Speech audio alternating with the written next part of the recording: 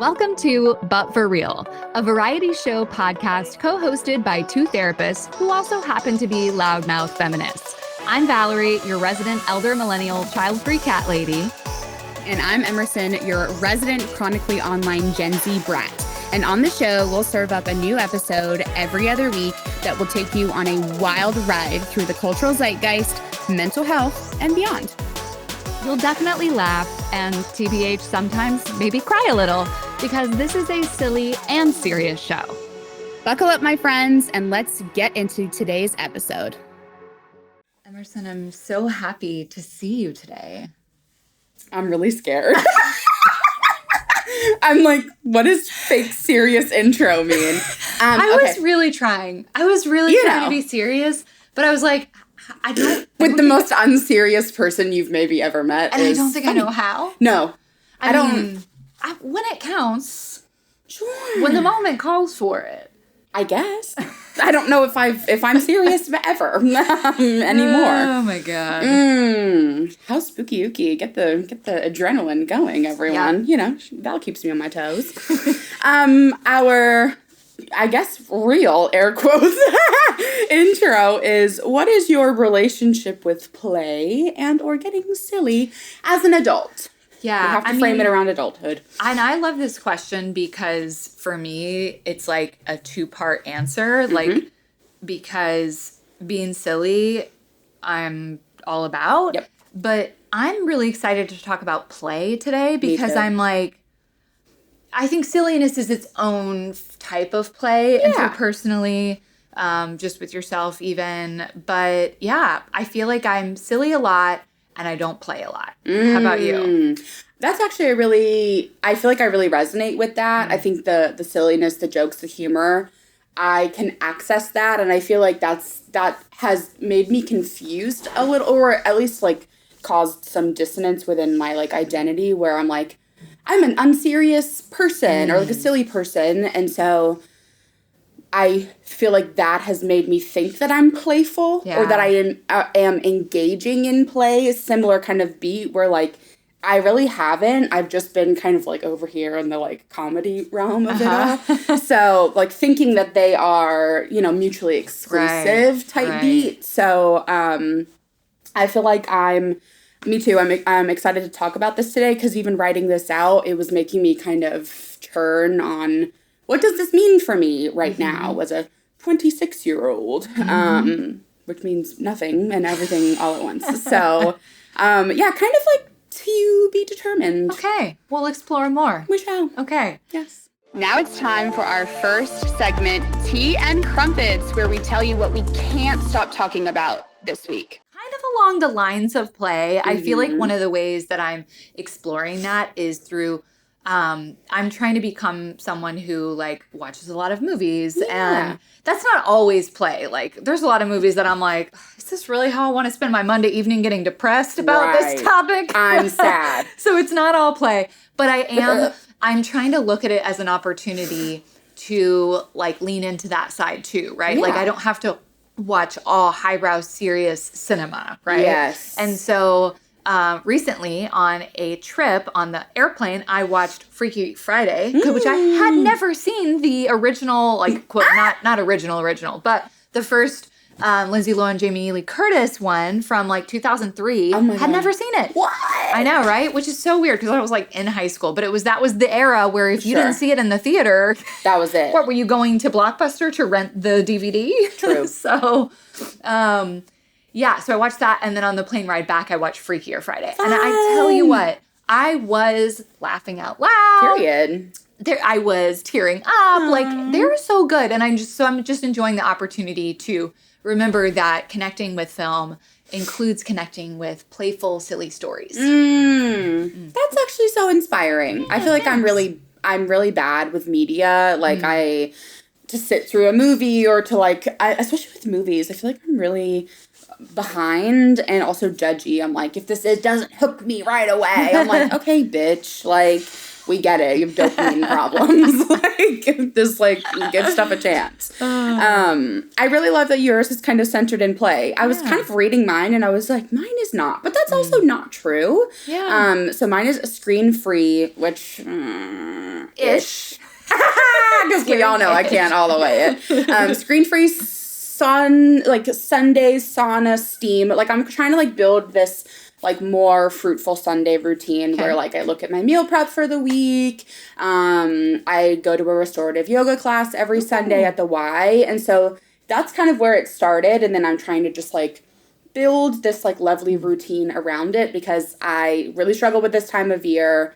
I'm bad with the winter blues. So I've been trying to like, and I'm also like paying to go to the Y and like we have these amenities and I feel like I'm like never using them. So I was like, okay, let me like put on a swimmy and go get like a padlock for my locker and it's pink and that's fun, you know? So I feel like my play is kind of, you know, like I have like my little, you know, toiletry bag with like my mini products that I brush out and then I go to yoga after. So it's just these like few hours where I'm not on my phone. Like it's straight up just like locked up where I leave it in my car and I just go and like unwind and unplug across these like 2 to 3 hours, come home and meal prep and still kind of like leave my phone and just have like some time away from it. And I feel like it has been very, very important for my kind of like existential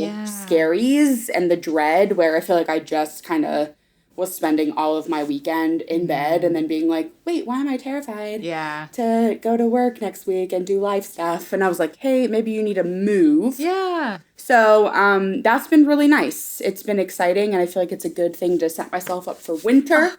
So I'm happy. I love it. Yeah, me too. Inspirational. Now it's time for Step Into My Office, where you get advice from your favorite professionally qualified, personally peculiar therapists. Dear Em and Val, this year has been the most successful year of my career so far, and I feel really grateful and proud of how far I've come. However, it feels like something big is missing. I've spent so much time focusing on getting myself to where I want to be at work that I feel like I've lost the ability to answer, what do you do for fun, in an embodied, honest way. Most of my days are steeped in logistics and optimization, which truly makes my life easier and function better, but everything feels so serious. I tried to sign up for an adult dance class, but I felt too embarrassed to go and canceled at the last minute. I'm so frustrated at myself for knowing what it is I need to do to fix this, but being scared of looking stupid or feeling like I should just use that time for something more productive, in quotes. How do we get over ourselves enough to pursue what we know will make us feel better? Sincerely, optimizing, but a little bit dying on the inside. Oh, what are your thoughts hearing this? Oh, gosh, too relatable. I'm like, been there. Yeah, and I think that's why, you know, we want to talk about this is because so many of us, I feel like, could write this exact message or something very similar. And I think there's multiple parts here. Like, there's the kind of self-consciousness aspect of like, okay, I want to go do this fun or silly thing, but also like, what if I suck at it? What if people perceive me doing it? So I'm curious what you think about that part of it. But I think like, just like I was saying about the movies piece and like, I've really had to kind of, I don't know, battle feels like the wrong word, but like really work with myself around this judgment of like, I should be using my time productively. Yeah. And so I think like, sometimes you have to backdoor your way into it and like kind of like you're describing the value of that Sunday time. Remind yourself that like if we want to get technical about it, this play actually is productive in the sense of what it gives you for your self-care, for, you know, keeping your nervous system grounded and all of that. So like if you need to kind of talk yourself into it by being like, hey, actually, this will help me do better in all aspects of life, then do it. Right. But also the more that you can like get out of that sort of capitalistic mindset and just say, you know what, also like life is about having enjoyable experiences and feeling alive. God forbid. You know? Blow a fucking bubble, maybe. Blow a bubble. Like, I don't know, fart outside. I don't know. Like, just like go do something. And, you know, circling back to that, like, oh, I want to go do XYZ, but I'm scared I'm going to be bad at it. I meet that so much clinically. I meet that within myself, where I feel like I've thought of so many instances in my life, and I feel like I try to use the word, like, regret carefully, but, like, there are moments where I think that, like, I was so anxious and so in my own way that I stopped myself from going and doing something. And I mean, like, simple stuff, like trying out for the talent show in high school, because who gives a shit, right? It's high school, and who was going to remember? And it's always something that I wanted to do, but I never did it. Like, I was always too scared. I was always in my own way, looking stupid, you know? And I just think back and I'm like, who gives a fuck with, like, most of these things, right? Like, it's, we get in our own way bad.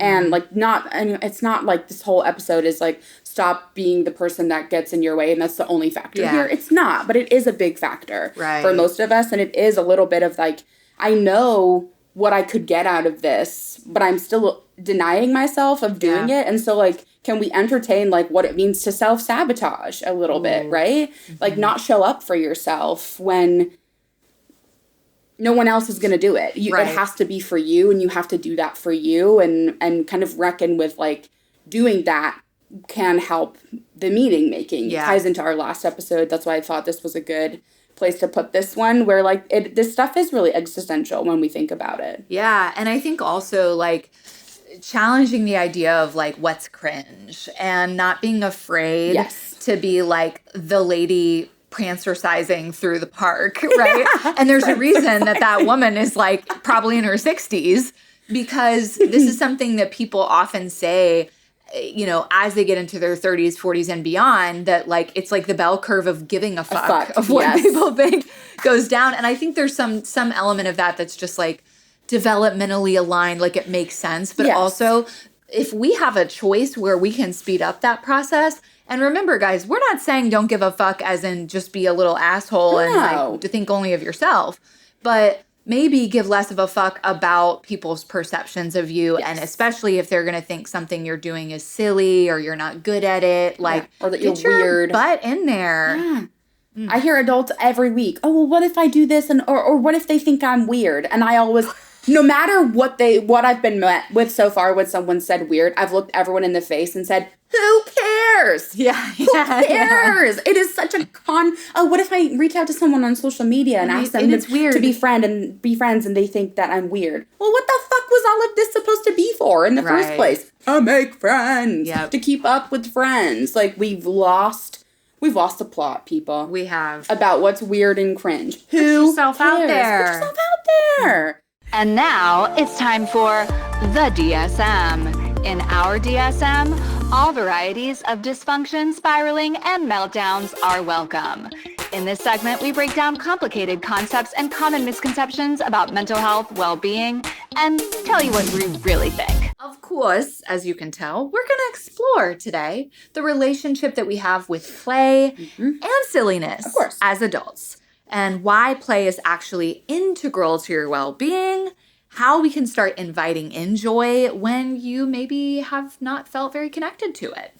So let's start with defining what we mean by play. And I love this definition from the National Institute for Play, because it is sort of one of those ideas where it's like, you know, ask 100 people, you'll probably get 100 different definitions. So what do the experts say? Well, they say that it's not defined by the what that you're doing, the content of what you're doing. It's defined by your state of mind. How are you showing up to that experience? So, you know, you could have two people doing the exact same behavior, like tossing a ball or even typing away on their laptop. And one of them might be in a state of mind that is playful and the other's not, right? So I think that's so great. Like, it's qualitative, it's phenomenological. We love it, right? It's a state of being marked by absorption, curiosity, and joy. And it's interesting because I'm sure we'll continue weaving in and out of, like, there's so much similarity between this play state of mind and what we call the flow state. It's almost like the psychologists, the scientists, like, needed to make it more corporate. So they called it flow. Because it has synergy. Right. But then, you know, I'm kind of just, like, getting curious about, like, what is the difference, if there is one? Like, because I think there's a lot where they could overlap. But, like, what's maybe play that's where, or what's flow state that's not play? And I do think there is this element of joy That is, because the absorption and curiosity, I feel like, is a natural part of flow state. Yeah. But it's like when we're connecting with play, there is this element of joy that's not necessarily always a part of when you're climbing up a boulder or you're, doing a clay pot or whatever. Yeah. Like you might enjoy that, but you're not necessarily feeling joyful. Joy. So time stretches just like in flow state, right? That self-consciousness can sort of drop away and we enter into what researchers call the play state, a neurobiological cascade that begins in the midbrain, which is also the region that drives our hunger and like care and relationships. And then it lights up networks across the brain, which, oh my God, this is so crazy because I did not even intentionally align this with this conversation. But, I'm always in those Kindle daily deals. Oh, bad. Bad. I'm like, there will be days where I don't buy any books, and there's days where I'm like, I just bought 4 books that are going in the library of 800 when will I read them? Anyway, so there was one that I got recently, and I just started reading it last night, and then I did the practice this morning, but it's by Dawson Church called Bliss Brain, and he's kind of like a little researcher, healer sort of dude. And I'd heard of him, but I've never delved into his work at all. And I really liked it because, and you're going to dig this too, because basically he took a lot of like, what are all of the neuropsychology, spiritual healing people noticing, and how can we bring it in together into like one practice? So he calls it eco meditation. Ooh. And it's, this idea of like you get in, you start with your tapping, you do open space, you get into heart coherence, and then you're connecting to this bliss brain, this sort of like enlightenment circuit in the brain. And so that's kind of the goal, is like he's constructed this practice that of course you can make your own, but like do these 7 steps. And if you do this, every day for however many days, that you can actually start to really deepen that sort of enlightenment circuit in the brain. Oh, I need to do that. Right? So, okay, sidebar. But going back to play, the key traits, it's intrinsically motivated, right? So like, structured play. Sometimes we can get into that state, team building exercises, but it's done for its own sake, not for reward, not for performance. It's voluntary, self-directed. So you get to choose the what and how, challenge by choice, whatever you want to do. It's process-oriented. So again, it's the joys in the doing, not the achieving a result. Of course, there can be an overlap there, right? There may be some things where it's like a game that someone really likes, where they're connecting with play and joy, but they still want to win the game, right? And then it's improvisational. So there's creativity and flexibility and openness to possibility. Totally. Okay. Let's explore why we lose play in adulthood, right? Because I think even with clients or even just like with friends, when I use the word play, it's kind of like a litmus test, because everyone kind of gets like, so what do you mean by that? Why are you asking? Right. And I'm like, hey, I'm not the cops. Like, calm down. The play police. Hey. The play police. Okay, fierce. So, of course, capitalism and the cult of productivity. I mean, whoop-de-fucking-do. One thing about us, we're going to be stepping on capitalism's neck. Take a shot. On this podcast. So, play does not produce. So, of course, we label it wasteful or childish. Every activity must justify its existence through output. So, our self-care is monetized. And we're buying way too many face products that we don't need. So, how that then trickles into, like, what it means for, like, trauma and the nervous system. So we'll kind of get into a little bit of the paradox. But, of course, like, play requires safety, both psychological and physical, of course. So if your nervous system is chronically in that survival, we're not leaning into curiosity and silliness. That feels dangerous. It doesn't feel safe. My brain plucked out with like polyvagal theory, Stephen Porges. So, when we're looking, he has the, autonomic ladder, we have the ladder. And so when we are in those like dorsal or sympathetic states, we're shut down. So like, we're not like, yay, let me go play. We're literally just like trying to protect ourselves. Gender and social conditioning. So I think probably some of the personal work that I've had around this was in therapy, realizing, certain points across my childhood where Like, I recalled a memory of my mom telling me that I was too old to watch Dora. And so, like, she switched me over to Scooby-Doo. And then, like, I loved Scooby-Doo. But, like, and I don't even know how old I was, right? But I remember her saying, you're too old to watch Dora now. And so that was probably my first existential crisis ever. I was like, I'm too old to watch fucking Dora? Like, what is this life? What is this life? Like, vámonos, you know? Like, I was like, oh my God. Can I add a little bit to that? So I don't have a lot of, like, really clear memories from childhood, but one that has always, like, stuck with me is when I walked into my first day of first grade, because kindergarten, even at my, like, normal school, was, like, you know, there's the mat over here for reading time, and there's the blocks, and there's the different, like, stations, and it's all, like, bright and colorful and engaging, and, like, that was kindergarten. I walk into first grade, rows of desks, almost nothing on the wall, and I was like, what the fuck is this? You're like, fuck this, I want to go back. Yeah. Whoa, first grade? Like, hey, the kids still need color. Right. Damn. So yes, you know, like, women and marginalized folks are socialized to care for others, not to delight for themselves. Men are often taught that play must have points or stats, or, you know, like, really just let that competitive nature with little boys, you know, not softness or,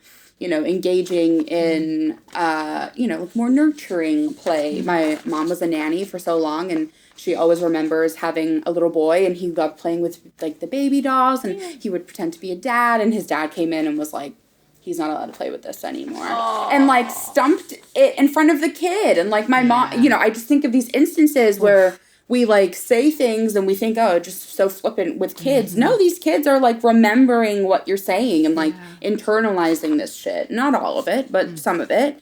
And then, of course, like, neurodiversity and masking, where this kind of fits in here. So your natural ways of play, if you're neurodivergent, you know, whether it was a lot of repetition or fantasy or really going in on your special interests, can be met with, you know, being shamed or being judged. So you're learning to suppress them. And so, you know, the flip of that is PDA, pathological demand avoidance. So, like, that, or that persistent drive for autonomy, how I like to flip that sometimes in adulthood, where, you know, you may now feel like you may meet yourself in a lot of resistance or feel resistance around this kind of stuff, or, you know, the importance of being able to engage in sensory play, or having special interests. In my Unmasked group for a while, we did a special interest series where everyone could come in and they could just, like, have the floor for 20 minutes and talk about their special interests, like, uninterrupted. And it was so joyful. I was learning calculus and shit. Like, it was so cool. And we just gave each other that space.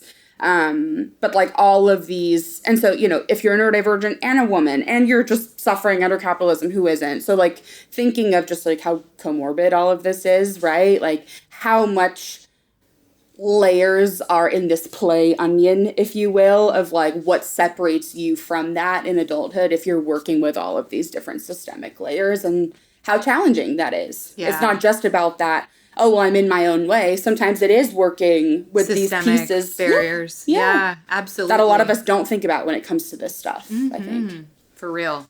Yeah, because if we don't feel safe, like, it's hard to relax into that. Yes.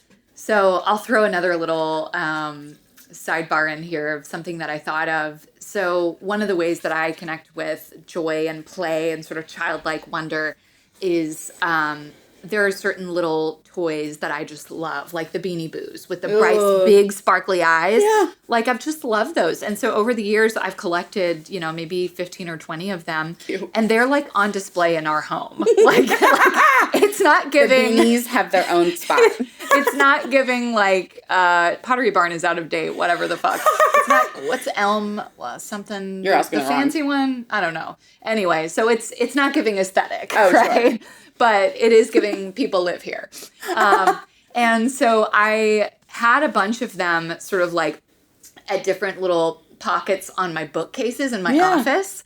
And then during early COVID, when everything moved online, and like, all my clients were now seeing me virtually, seeing my office. We didn't yet have all these blur fancy background things going on yet.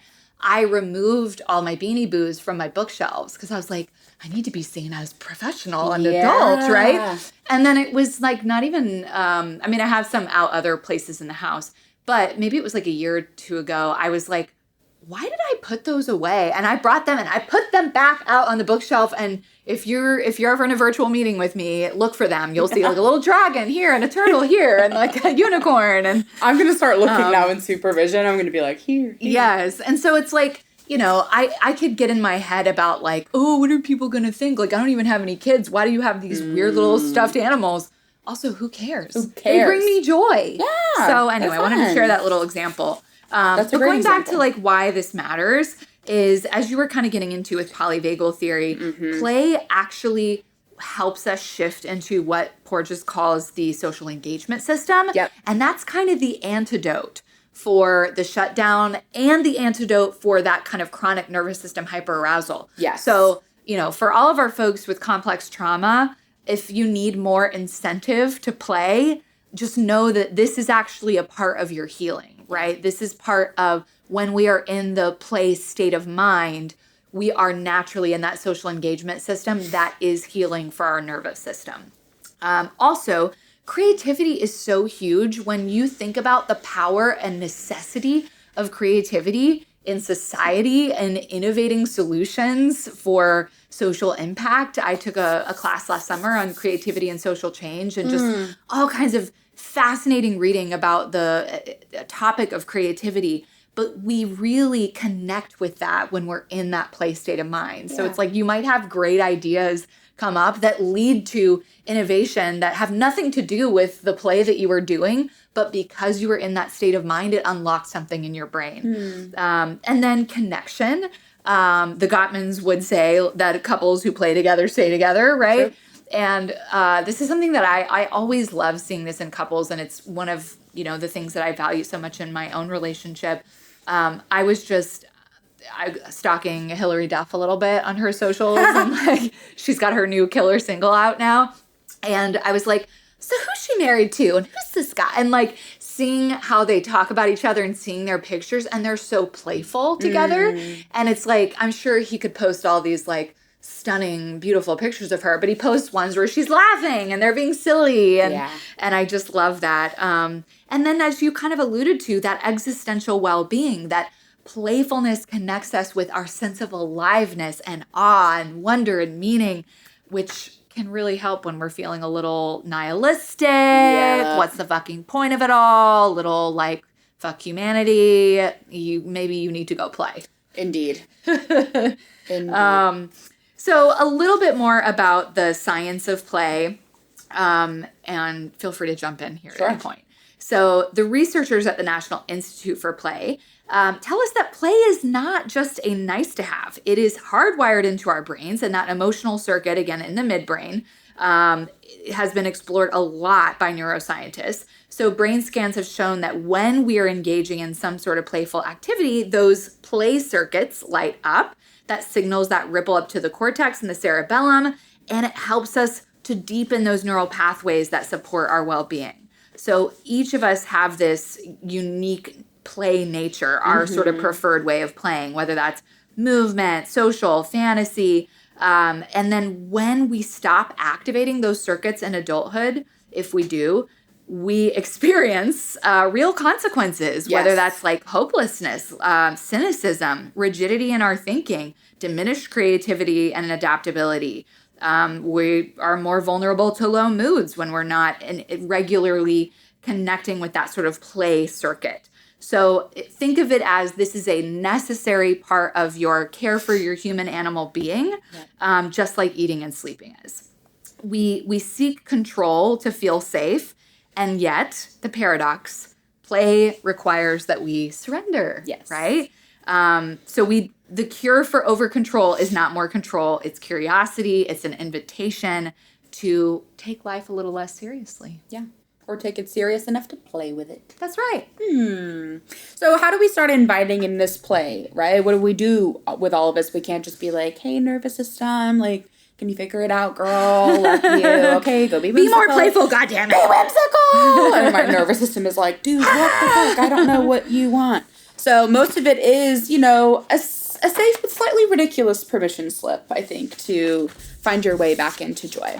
So the truth, ultimately, you don't need to, quote, learn to play. I feel like I can move into some client cases where they're like, okay, I've identified this. Now, step by step, how do I dude. Right. And I'm like, hey, ain't no... How can I check the boxes here? Yeah. And I'm like, we need to notice what already feels like aliveness and stop apologizing for it, I think, most of the time. So...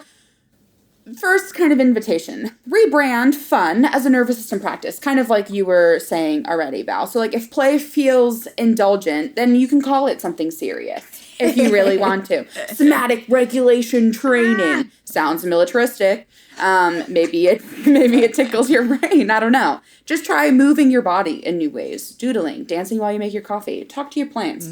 I'm always like, hey guys, and my mom got into plants this year because I was into plants, and now she's like, Sid, the snake plant, like she's building relationships with the plants, and guess what? They're growing and they're happy. So it's a cyclical practice. Also, I loved this one, wearing a color that makes you feel like chaos. Ooh. Mine is kind of maybe orange. What's yours? Oh my God. I feel like I will wear the whole rainbow or this is holographic. Like that's true. Hollow is your favorite color. Follow the spark, not the skill. We often quit playing because we confuse it with mastery.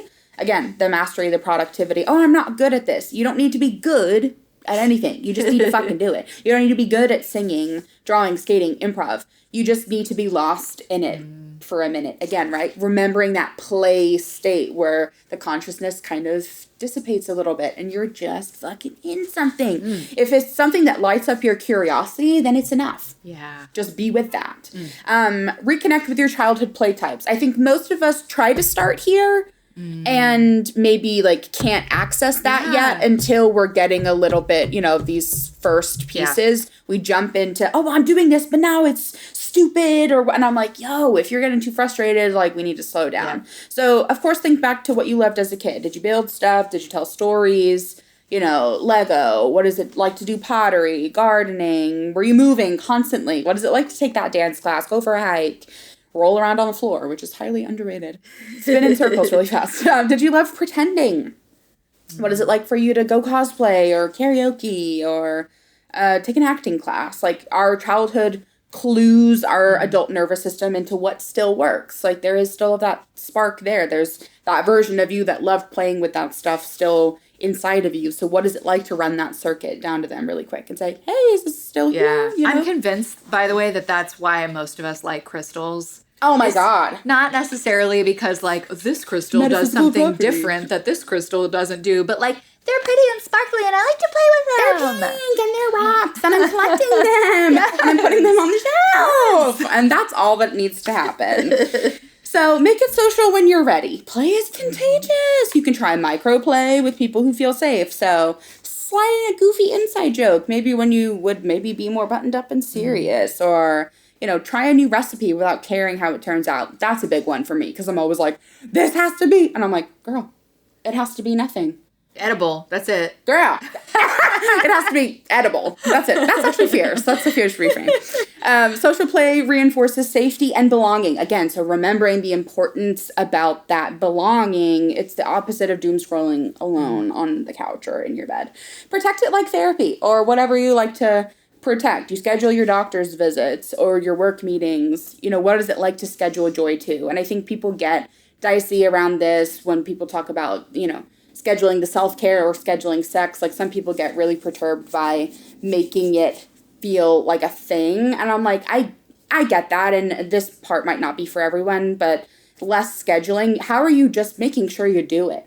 How are you making sure you have that touch point with this? How are you protecting it? Not because it's about efficiency, but it's because your life deserves the play. It deserves the fluidity and the flexibility that can come from this. Fun is not a luxury.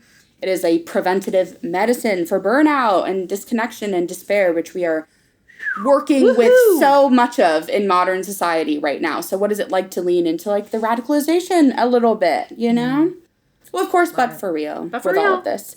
Play is how the soul stretches its legs. If you've been carrying the weight of the world like it's your job, I mean, it kind of is, I guess, but remember that play is not frivolous. It's data. It really is data. It tells you what feels alive, what's worth protecting, what matters to you, and truly is integral to your mental well-being. Go be weird. Go be bad at something. Go do something for the first time and not care. You can care, but don't get too caught up in what does this mean about me if I did an adult dance class and it was bad? It means nothing. Let your freak flag fly, because the fear of being judged is the only thing in your power holding yourself back. Amen. Okay, I'll add one more little bit of lore about the Beanie Boos. I need to because I was just telling someone else's story the other night, and it really just like, it was awesome. So we were traveling maybe a couple years ago, and, you know, gas stations have often amazing collections of Beanie Boos, even when you're in the middle of fucking nowhere, which we were. And so we're like at this gas station, stopping on a road trip, and, they have a great selection here. And so I had 2 picked out. And then I'm just like, you know, I don't want to be frivolously spending. But so I was very proud of myself because I put back 1. Okay. But I was like, I don't have a fox, and I love this fox. So I go and I get in line with Chris, and I'm just like trying to, you know, about to sell him on why I need this other Beanie Boo. And I'm just like, she's so cute. I need it. And he's like, randomly, for no reason, because you know in their little tie tags, it tells you their name and birthday. Yeah. For no reason. He goes, what's his birthday? I open it up. March 6th, my birthday. Oh my God. It was Can you believe it? So then I'm like, March 6th, my birthday. And the guy in line behind me is like, me too. Not these Pisces just at the damn gas station in buttfuck. I know. Me and that guy and Meadow the fox. Meadow! So I was just like, if anything was meant to be, it is me and Meadow, who now sleeps on my bedside table. We're twinning them. I love that. And now, our musical segment. Now that's what I call Okay, where Emerson and I each share a song with each other each week as representatives of our respective generations. We tell you a little bit about the song or artist, and then we press pause, we share the song with each other, and then we come back for our live reactions. And we're capturing it all on a Spotify playlist linked in the show notes for you. What's your tune today? So I wanted to pick something that, of course, makes me feel so playful. So I picked Girl of Your Dreams by H.Y.C.Y.BH. So H.Y.C.Y.BH is 25 years old. She's making her break into the music industry. I found her via TikTok, of course. This is from her debut album, Stage Girl. So it kind of, it feels Chaperone coded, but I don't want to it's coded. It's adjacent. A story about a small town Midwestern girl with big dreams to move to LA, find her superstardom. So H.Y.C.Y.BH was posting actually on the days of Vine. So I remember seeing that side-by-side comparison, and I was like, that's her. I just love that she's a trans artist. She's for the dolls, she's just so cool. And her album and her sound, I think you'll dig. It just feels playful, and it makes me think of the 2000s. I linked this article here where it kind of, they were taking pictures of her and talking to her about the album and her life. She just seems really funny and cool and just very quintessential Gen Z. So I think we're gonna vibe. It sounds like a little whimsycore. Yeah. I just read what yours said. Just wait. But yeah, no, the lyrics video is so cute. It's like so really intentionally over the top, like tongue in cheek. I love things that have a sense of humor about themselves. Tee-hee. I'm glad you loved it. Yeah. Okay, what's your song? Okay. So, title is crazy. So this was originally a TikTok tune. Did I find it on TikTok? No, of course. I found it on Instagram or YouTube like a real grown-up. But maybe 2 or 3 years ago, it is probably my favorite thing on the internet, which is a large statement. And that's also kind of funny that, this guy has released 2 whole albums. He's this Australian comedian, musician, songwriter, actor named Tom Cardy.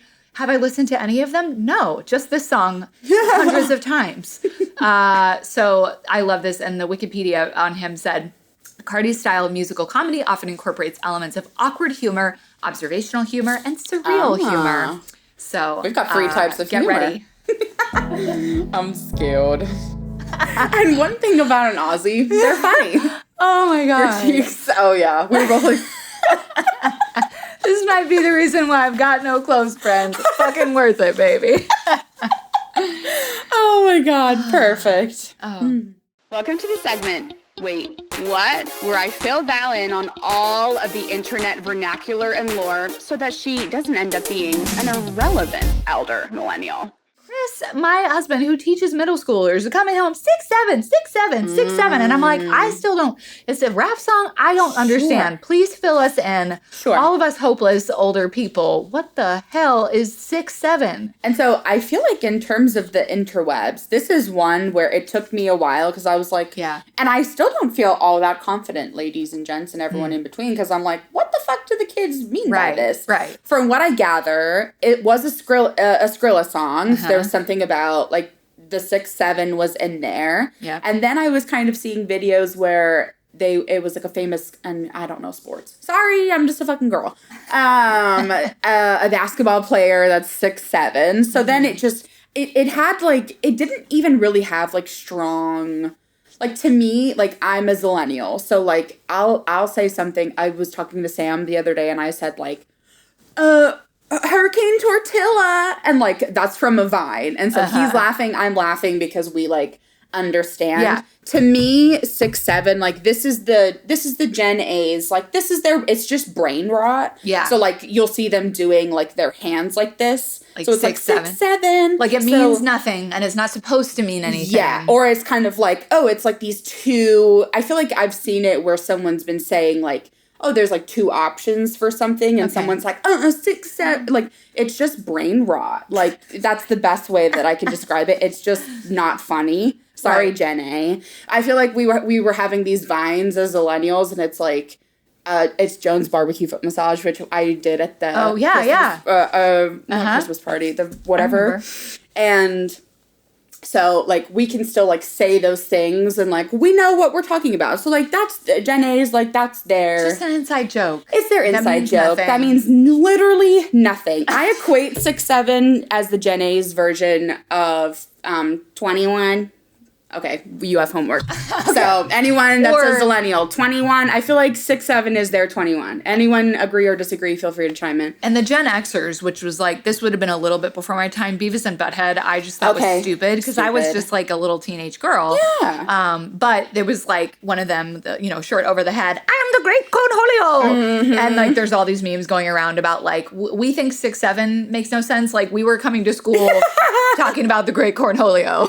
Same. I'm like, Joan's barbecue foot massage. Like, why was I walking around like, Joan's barbecue foot massage? People just love an inside joke. We love it. Yeah. So like, but we shit on the Gen A's because like it's this dumb fucking joke. Y'all don't make no sense. Y'all don't make no fucking sense. You don't know what humor is. I'm like, do I kind of agree? Yeah. But I'm like, this is their attempt at an inside joke. And we're going to keep the exploration going. So if we uncover more deeper understanding of exactly the appropriate context in which to use 6'7", we will update you. We will, because this is serious. It is. Okay.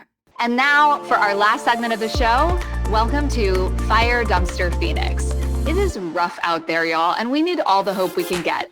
It's time to go dumpster diving for some positive news and rise from the leftover Happy Meal ashes together. So, Valerie, what is your good news this week? Ooh, so I was like, what kind of comedian out there, just as I was in a silly mood, is doing something good and impactful? And Tiffany Haddish, she grew up in foster care. Okay. In and out of foster care. And so she founded this 501c3 nonprofit in LA called She Ready Foundation because... One of their big kind of missions is basically just like, can we get all these foster youth some fucking luggage? Yeah. Some an actual good bag or two that when they have to move from place to place, they have something rather than just throwing all their stuff in garbage bags. So, which is what she had to do. So, it's really become not only that, but also they do like a life leadership academy where they can learn life and career skills, summer internships for youth in LA who are transitioning out of the foster care system, and of course the luggage donations. So it is really intended as a voice of foster children who are suffering in silence. And as she says, Tiffany Haddish says, every child who's removed from their parents deserves to have a suitcase, a safe place to lay their head, and a platform to follow their dreams. So check out the She Ready Foundation. Wow. Shout out Tiffany Haddish. Yeah. Yay. Okay. Mine is very silly to close us out. Love it. And so, of course, I come across a 1,200-pound polar bear. Okay. His name is Henry. I'm immediately invested. Get what it, do you Henry? mean his name is Henry? Or is it Henri? Henri, maybe because he lives in Ontario. Yeah. In the Cochrane habitat, so they sound really cool, this nonprofit, I think. So he's just a sight to see. When he was given, I mean, okay, this is a polar bear. He's big as fuck. He's 1,200 pounds. He was given a 1,400-pound pumpkin. So one of his caretakers mystically is driving to work, comes upon this huge fucking pumpkin in the road. It fell off the back of this truck, I guess. And so they called and they call the people and they were like, hey, this you dropped this big ass pumpkin. And they were like, oh yeah, that sucks. We're just going to leave it there to, compost or rot. And so they were like, well, can we take it and give it to our huge ass polar bear? And they were like, yeah, sure. So they rolled this thing in there and Henry was kind of like, what the hell? They said he was kind of getting buck because he's never seen anything He's like, watch the fuck out, pumpkin. No, he's like, get out. And then he was like, oh, wait, I'm a silly rabbit.